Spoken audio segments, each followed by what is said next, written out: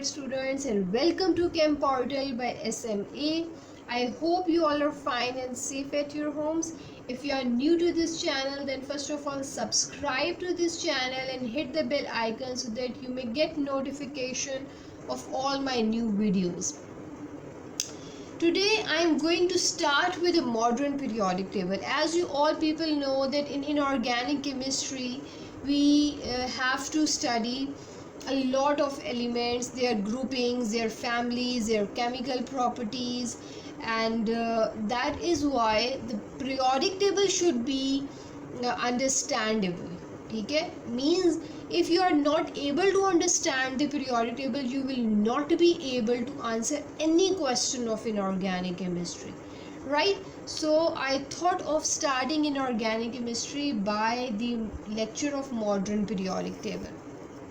First of all, what the periodic table, what do you know about the periodic table, what basically the periodic table is. Periodic table is basically a framework of elements in which the elements are organized on the basis of their atomic numbers in order to study the physical and chemical properties of elements. Okay? So the elements are arranged on the basis of their atomic numbers. The horizontal rows in periodic table are periods. The vertical columns are the groups. There are total 18 groups in the periodic table. They are categorized further into two categories: A, grouping A, and this is all about B. The total there are 18 groups in periodic table. Group number basically indicates the number of electrons in outermost shell. For example, if an element belongs to group 1A, for example sodium, it means it has one electron, and as it belongs to the 1A, it has one electron in its outermost shell. If an element belongs to 2A, it means it has two electrons in its outermost shell. So group number indicates the number of electrons in outermost shell. The horizontal rows are the periods. There are total 7 periods in periodic table, and the period number indicates the number of shell. For example, if an element belongs to second period, it means it has 2 shells. If an element belongs to third period, it means it has 3 shells, and the valence electrons are present in the third shell. Now blocks, there are 4 blocks in periodic table: S, P, D and F.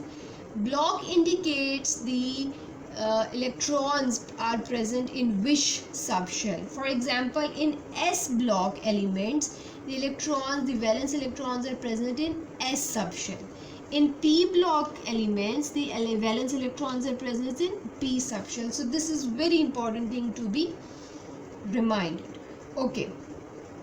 Now, another important thing about the periodic table is the elements belonging to the S block are group 1A and group 2A, and these all are metals. Inshallah, we will discuss what are metals. As you already, I know you already know what are metals, but inshallah we will discuss it also.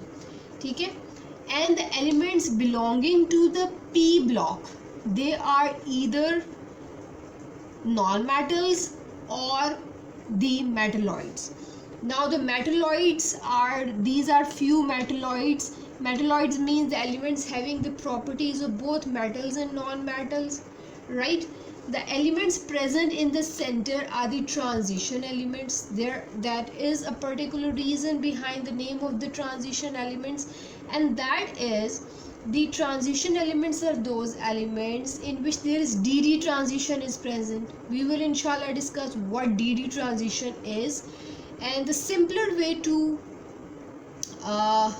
tell the logic behind the name of the transition element is that their properties are in transition between metals and non-metals. They have few properties of metals, they have few properties of non-metals, right?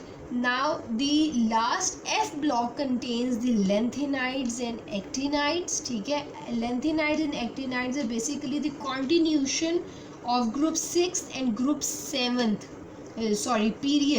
period 6 and period 7. They are basically the continuation of these two periods, right? Acha. Now, one thing that was rectified in modern periodic table is that in Mendeleev's periodic table some elements were not properly arranged. For example,